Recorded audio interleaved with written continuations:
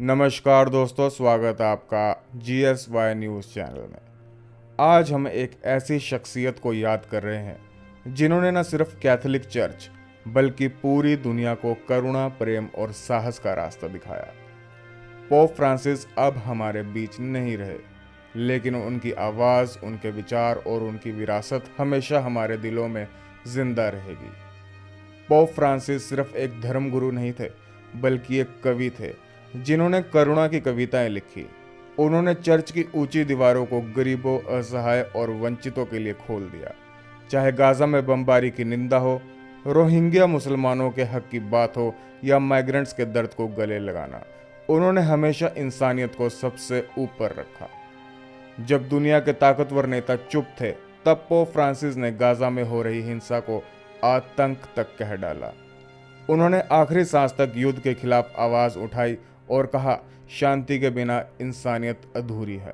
उनकी अपील थी, बंदूकें खामोश हों, बंदूकों को रिहा किया जाए और भूखों को रोटी मिले। पोप फ्रांसिस ने परमाणु हथियारों को अनैतिक ठहराया, कोविड वैक्सीन को प्रेम का प्रतीक बताया और पर्यावरण संकट के लिए विकसित देशों को जिम्मेदार ठहराया।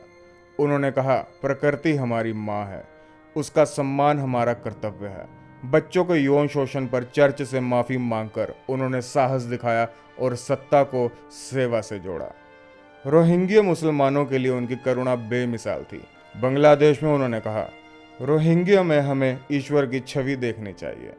माइग्रेंट्स के लिए उन्होंने यूरोप की उदासीनता की आलोचना की और कहा, हर अजनबी में इंसानियत का चेहरा है।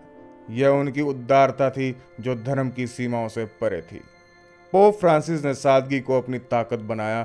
उन्होंने लिमोजीन छोड़ी, महल की जगह साधारण गेस्ट हाउस चुना, वेटिकन की नौकरशाही को चुनौती दी और कहा, चर्च को सुधार की ज़रूरत है वरना वह बीमार हो जाएगा। उनकी ज़िंदगी का हर पल यही सिखाता था कि सत्ता नहीं, सेवा ही सच्चा धर्म है। पोप फ्रांसिस ने हमें सिखाया कि प्रेम वह धागा है जो सभी धर्मों, सब इंसानों को जोड़ता है। उनकी विदाई के साथ दुनिया ने एक नैतिक दीपक खोया है, लेकिन उनकी रोशनी हमेशा हमें रास्ता दिखाएगी। GSY न्यूज़ चैनल की तरफ से पोप फ्रांसिस को श्रद्धांजलि। नमस्ते।